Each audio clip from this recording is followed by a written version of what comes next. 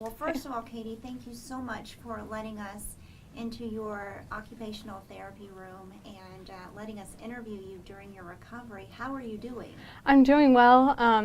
Every day is different though, because some days they really work me hard and I'm so sore afterwards. But I'm not having a whole lot of pain right now, so everything's manageable, tolerable. So it's going pretty well. I try hard every day. Now, it's been 3 or 4 weeks since this story first aired. Did you ever imagine that it would get the attention that it did? No, I had no idea. Of course, when I was just for the first couple weeks, I had no idea that it was going to go so big. And I'm really glad we got the message out there. It's really simple. It's just, have faith and pray out loud. So I'm glad I was able to share that message.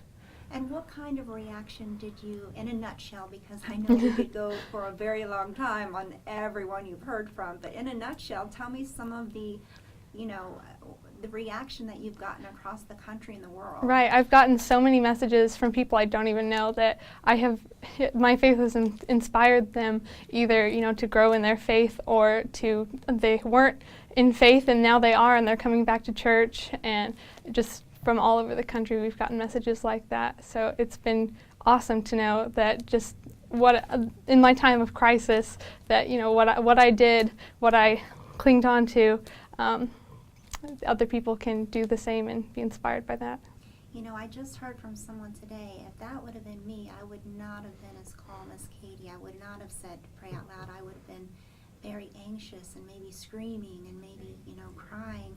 And even the first responders told me I was so amazed by her demeanor and how calm she was. How did you make that happen? My first reaction was to pray, and the other people who were behind me in cars, the first thing that they said that I was saying was, Jesus, Jesus, I love you, Jesus. And I just didn't have any thought of crying or screaming, because that never even entered my mind. I just knew that I had to keep praying, because that was the only way I would ever be able to get out of that car and just stay alive. Tell me about some of I've seen the box of cards you've gotten, but just explain the box of cards. Oh, sure. I've gotten cards from many people here in Quincy, so thank you if you sent cards or anything. I really appreciate it. I love getting cards and reading them every day. But I've gotten cards from people all over the country, from Texas, from Virginia, from Washington State, and everyone wishes well and just tells me that your story was such an inspiration, and I love hearing that support, because it's what drives me to push myself harder every day with therapy. We're here on a good day, but tell me about some of the days that aren't so good, some of the Right. challenges that you're having to do with physically. Right. Sometimes when I'm eating dinner with my family in we call it the family room upstairs, and I get really uncomfortable and I'm not able to spend time with my family like I would like to, so I have to leave and go get in bed and ask for more pain medicine, because a lot of times my leg is what gives me trouble, or my wrist did. For the first week I was here, it was in a lot of pain.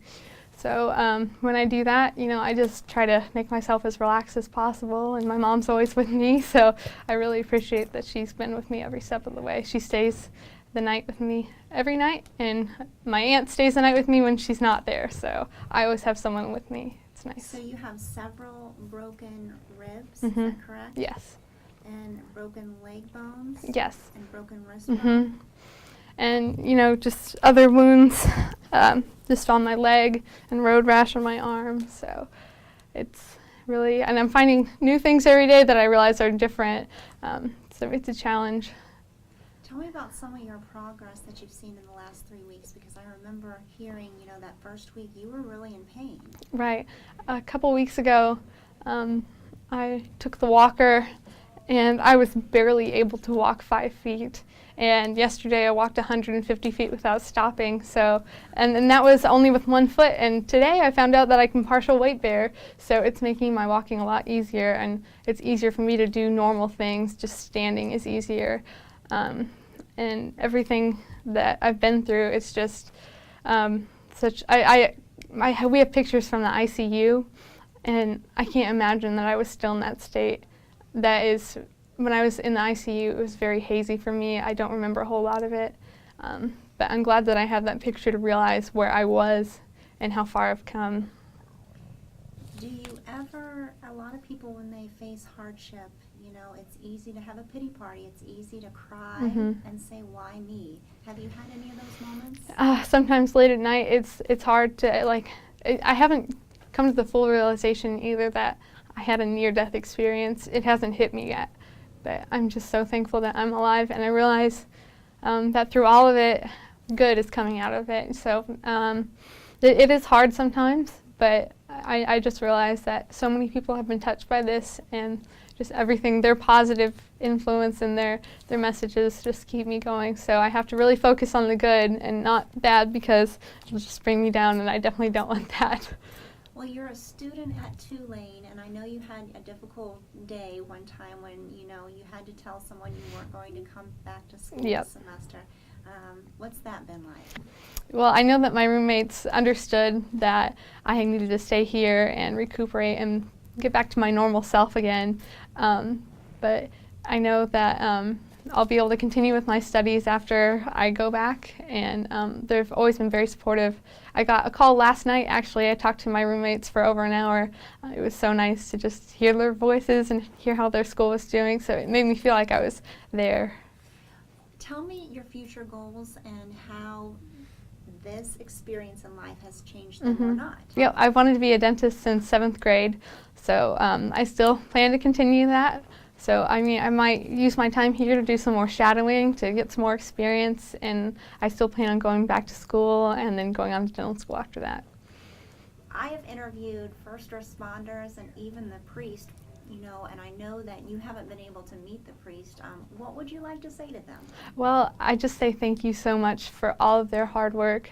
I know how hard it was for me, and I can't even imagine how hard it was for them. I had no idea what state my body was in at that time, and they all knew. And so they had to work around many obstacles with getting me out of the car. So I'd just like to say thank you to all of them for staying calm, and their calmness kept me calm as well too. So I cannot express my gratitude enough toward them. And I've visited with them, they've come to see me in the hospital, and I cherish every visit. I can't wait till they come back to see me again. What do you think of the happenstance, so to speak, of a priest being at the right time at the right place? I think that was all part of the miracle, and I don't think it could have happened any better. I was so glad that he was there and able to pray with me and pray for my leg. I asked him to pray out loud for me that my leg wouldn't hurt. I'm so glad that he was there. When you see pictures of the car, because it was a horrible accident, tell me, what goes through your mind when you see some of those photos? That I can't imagine how hard that the first responders had to work to get me out of there. I mean, I also have a hard time imagining myself in the car when I see the small space. And I know the space was actually smaller because they rolled back the dashboard. And so I can't imagine how the steering column was pressed against my abdomen. I'm just so thankful that I was able to escape that and be able to make a full recovery. Not yet, but I know I will. Did you ever think that your story would hit London and New York media and all major news outlets? Not at all. We've had lots of calls from newspapers and TV stations, and I've gotten flowers from CNN and the Today Show and Good Morning America, and I had no idea that this would be so popular, but I'm so glad that it is, because I really want that message out there of faith. And why do you think this story resonated with people so much?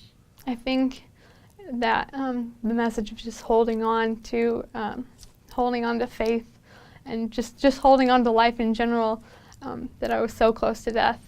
And I still have a hard time grasping that I came so far from when I was in that car to where I am now as well. And a lot of people don't see this part, that I'm recuperating so well. I'm just so glad to know that I have all their prayers. You know, they're my friends. My therapists are my friends, my nurses are my friends, and I have had amazing care here at Blessing Hospitals.